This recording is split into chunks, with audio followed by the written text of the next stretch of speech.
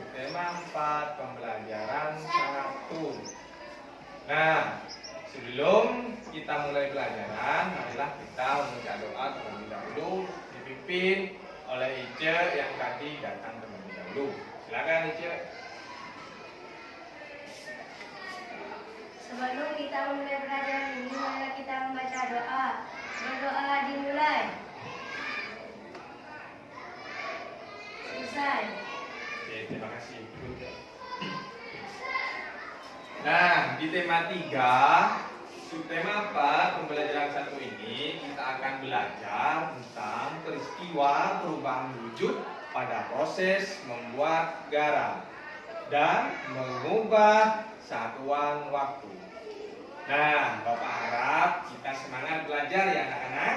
Iya.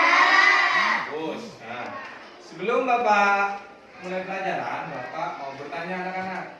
Nah, silakan dijawab ya. Bapak mempunyai suatu benda. Nah, yang mana benda tersebut merupakan hasil dari proses perubahan wujud. Nah, benda tersebut rasanya asin. Nah, biasanya benda tersebut digunakan untuk membuat makanan supaya menjadi lezat. Nah, benda apakah tersebut? Mungkin ada yang bisa menjawab anak-anak? Wah, coba mana? Garam. Ya, mungkin ada jawaban yang lain. Aden, apa jawaban Aden? Garam. Nah, garam. Mari kita buktikan benar apa tidak jawaban kalian. Tara.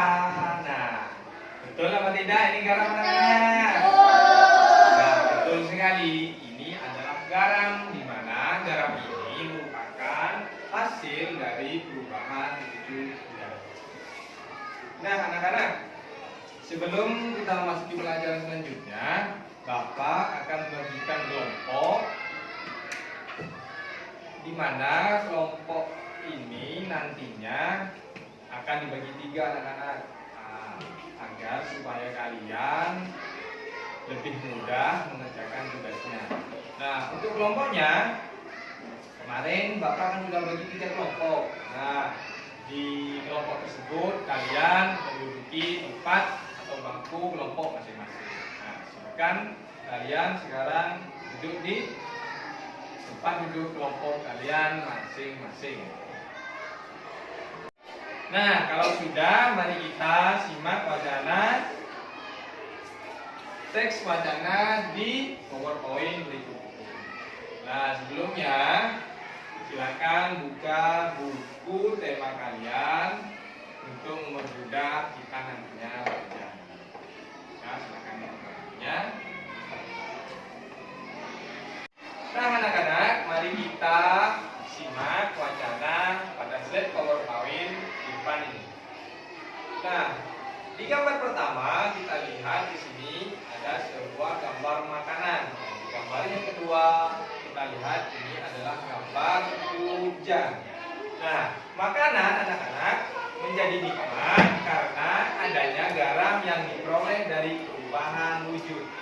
Dan pun seperti itu anak-anak. Hujan juga terjadi karena adanya perubahan wujud. Nah, mari kita simak perubahan wujud yang terjadi pada proses pembuatan garam. Kita simak video berikut ini.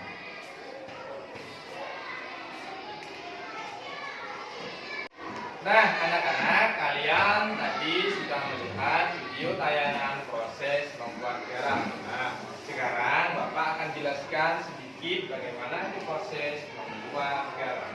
Nah, garam itu anak-anak dihasilkan dari air laut. Di pinggir pantai, petani garam membuat ladang garam. Ladang garam ini berbentuk tambak-tambak untuk menampung air. Nah, ini adalah gambar air laut. Ini adalah gambar peta-peta untuk membuat garam. Nah, selanjutnya, pada slide selanjutnya, bagaimana proses menghasilkan garam? Nah, ini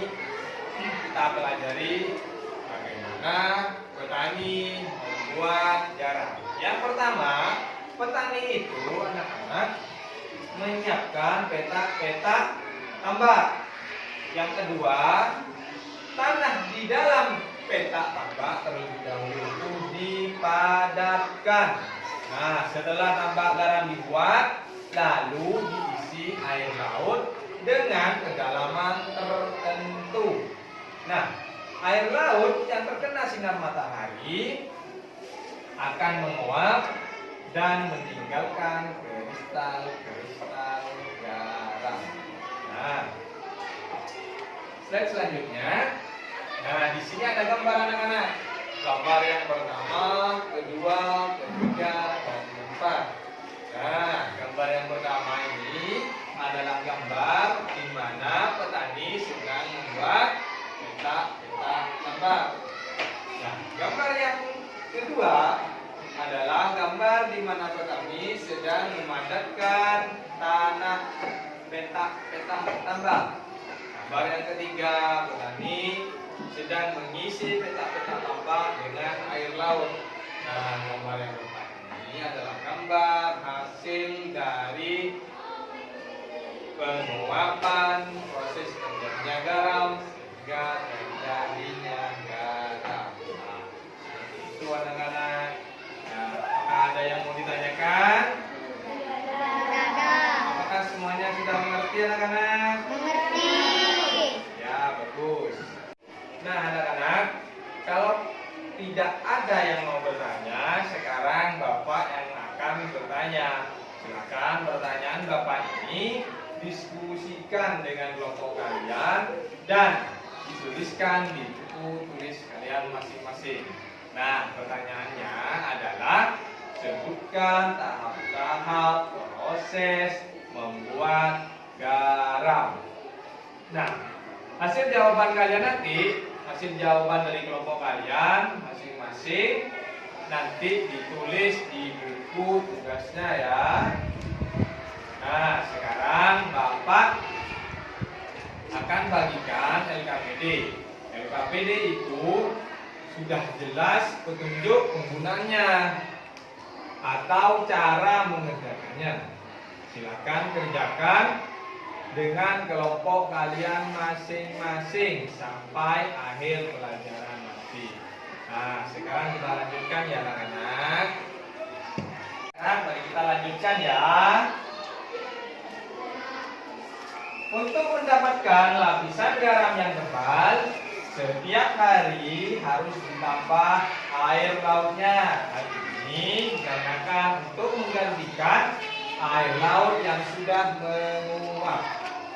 Nah, sekitar 210 hari garam itu harus dipanen anak-anak. Memanennya jangan menunggu sampai musim hujan.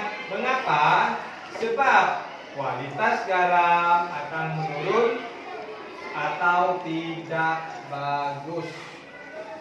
Nah, garam setelah dipanen lalu dijual ke pabrik-pabrik untuk diberikan zat yodium dan dikirim ke daerah-daerah tertentu. Nah, slide selanjutnya. Waktu yang dibutuhkan petani garam untuk mengisi satu peta air laut adalah 2 jam. Nah, berapa lama waktu yang diperlukan dalam satuan menit?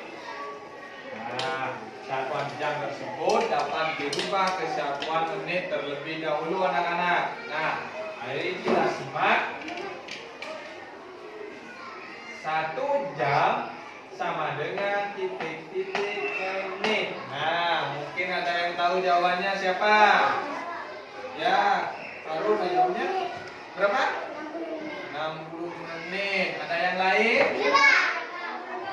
Yang Ica coba. 60 menit. Ya, mari kita bahas anak-anak.